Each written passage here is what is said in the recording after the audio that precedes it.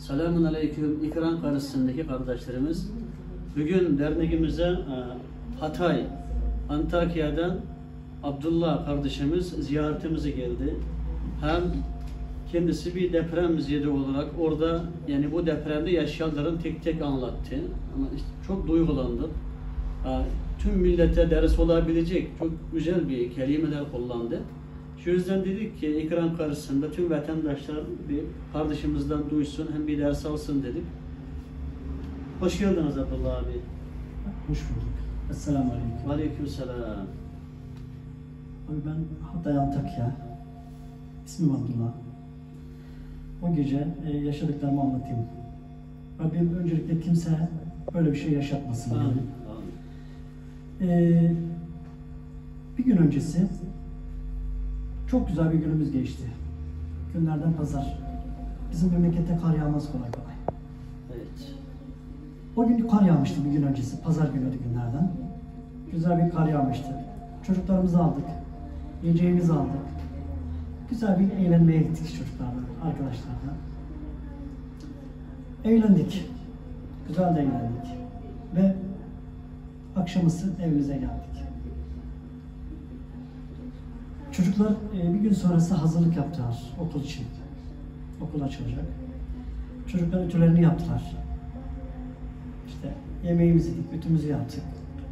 Geç saatlere kadar oturduk. Saat eşimle beraber. Saat kaçtı? 1-1.30'tu falan yattığımızda.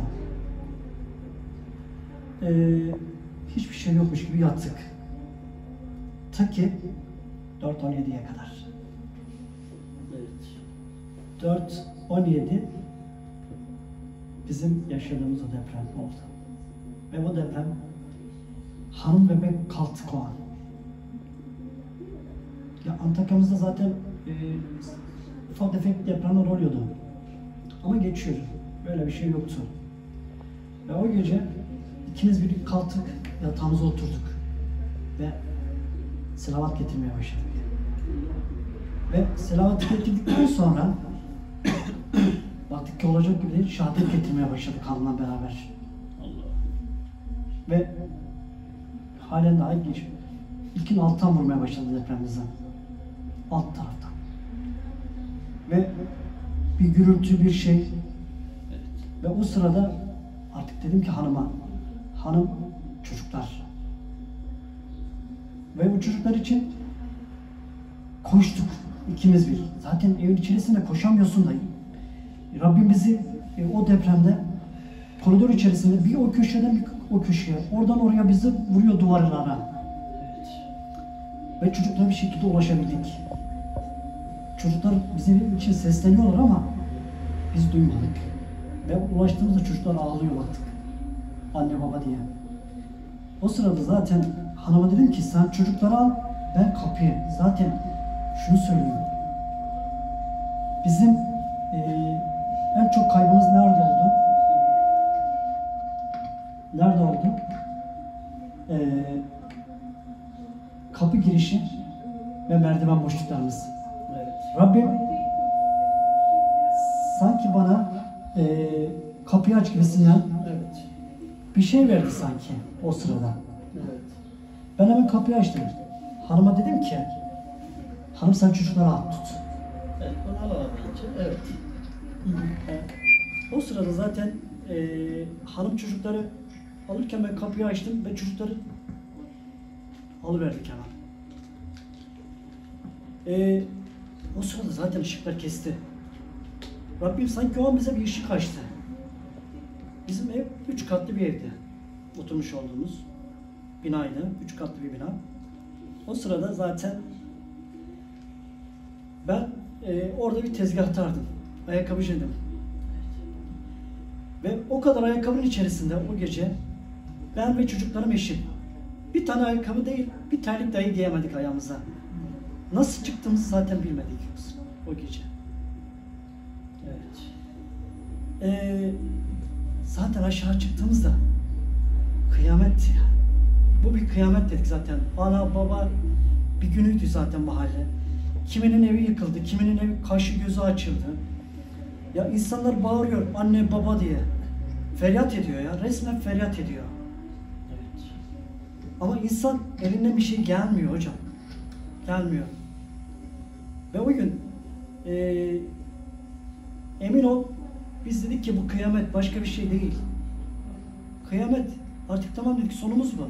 Çocuklara biz dedik ki şehadet getirin. Gideceğiz dedim. Ben çocuklara, eşime dedim ki şehadet getirin. Artık bu büyük bir kıyamet dedim ben.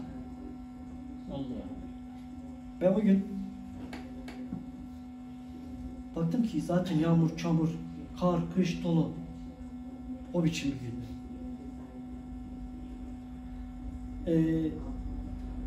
İnsanın elinden hiçbir şey gelmiyor. Hiçbir şey gelmiyor. Benim yani Rabbime şükür olsun. İyi kötü bir arabamız vardı. Arabamızı alamadık. Telefonumu alamadım. Canımı kurtardığım için çok şükürler olsun Rabbime. Canlarımız sağ. Canlarımız sağ. Ve emin olacağım o gece o yağmurun, o karın, o tonunun yağdığı gece ben canımı hiçe saydım ya. Çocuklarım baktım titriyor ya, resmen donacak ya çocuklarım. Ve ben canımı hiçe sayarak dedim ki yukarı çıkıp ben arabanın anahtarını bulabilirsem arabanın anahtarını alacağım. Dedim hiç olmazsa arabamıza sığınalım. Çatı altını geçemiyorsun. Her yer yıkılıyor. Sesler geliyor. Ve canımı hiçe sayarak komşunun telefonunu aldım, rica ettim. Telefonunu alıp yukarı çıktım. Ve baktım ki ne göreyim. Ev yerle bir olmuş. Darmadağın her şey. İçeride bir şey kalmamış. Artık dedim telefonu, arabamı, hiçbir şey bulamayınca dedim çocuklarıma bir battaniye alayım yoksa donacak bu çocuklar. Ve battaniye aldım. Aşağı indim. Rabbim sanki indikten sonra öyle bir salladı ki bizi yolun ortasında yine. Ben o depremi evde bir daha geçirebilirdim. O şeyin altında da kalabilirdim. Belki çocuklarımın yüzü hürmetine ben şu anda hayattayım. Allah. Hayattayım. Evet. Yani ben o gece şunu gördüm hocam ya. Emin olun ki malmış, paraymış, mülkmüş, her şey boş. Önemli olan Rabbime veren şu canımız sağ ya. Vermiş olduğu canımız sağ ya. Çok şükrediyorum ona. Evet. Nice canlar gitsin. Nice mallar gitsin. Ama insanlar hiçbir şey götürmeden. Durum iyi olan da kötü olan da o gece birdi. O gece birdi. Yani şunu diyorum. Hocam artık emin ol.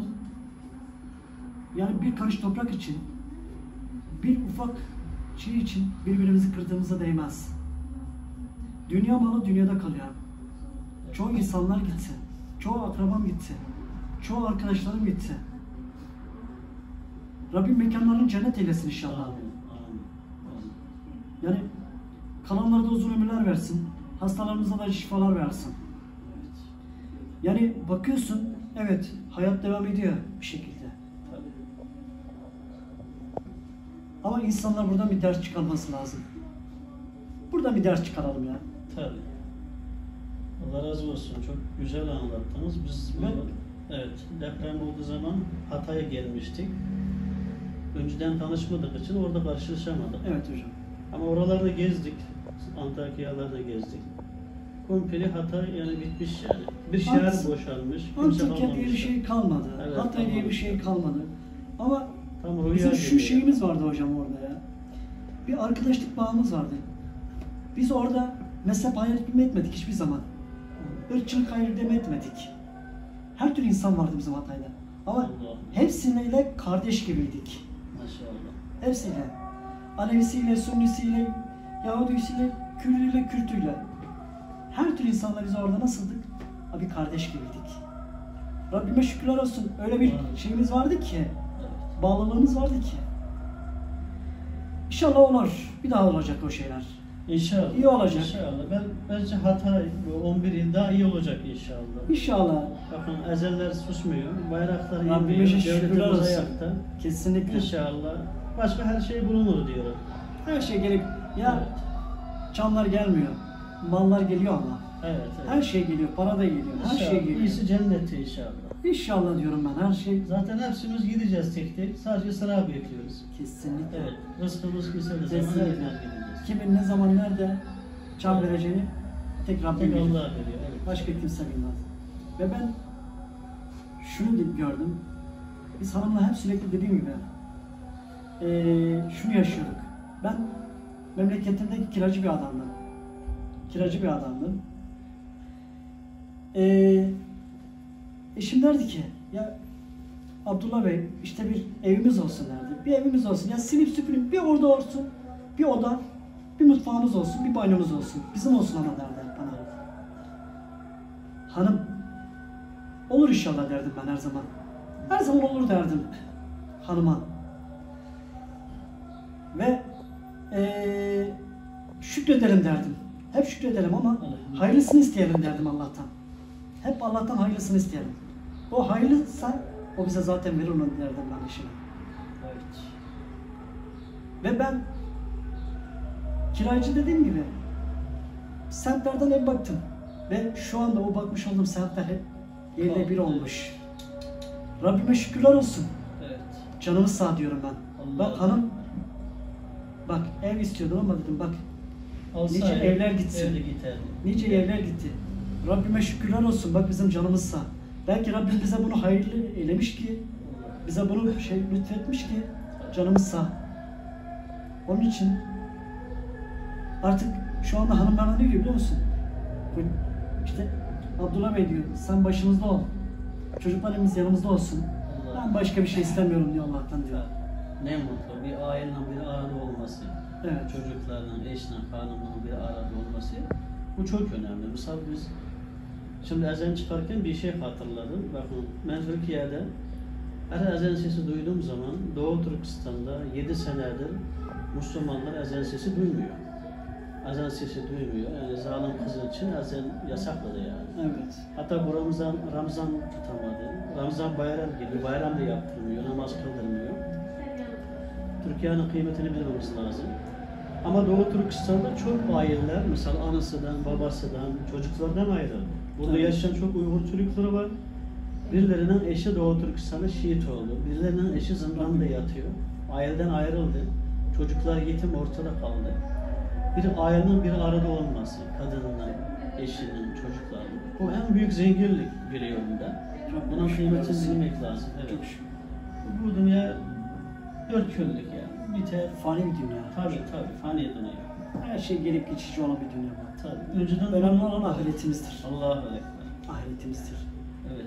Bu dünyada ne yaparsak, ne zengin olalım, ne yakışıklı olalım, ne güçlü olalım, bir makam sahibi olalım. Ama ahirete, cennete giremezsek hepsi boş. Boş. Kimse bir şey götürdüğü yok. Evet. Hiçbir şey. Bir kefen. Allahu Ekber. Misal bu depremde çok olan çok kaybetti. Evet. Belki 50-60 yüzlerce evi olan, binası olan, onun karasını alıp harcayan çok zenginler vardı. Bir gecede sizlerle beraber Çorba'da, orada sarayda beklediler. Aynen öyle Evet. oldu hocam. Evet, Aynen orada öyle. kamplarda kaldılar. Zenginle fakir de aynı oldu. Zaten mehşer gerçi ahirette aynı, gariban, fakir hepsi aynı şekilde. Evet. Orada sırada bekleyecek yani. Hatta öldük zaman zaten herkes elde bir şey kalmaz. Yani 2 metre kumaşla beraber, beyaz kumaşla beraber, evet kefenle beraber, yani kabrinin içinde olacak yani. Hayırlısı inşallah. Allah bu depremde Müslüman olsa şehit diyoruz yani çünkü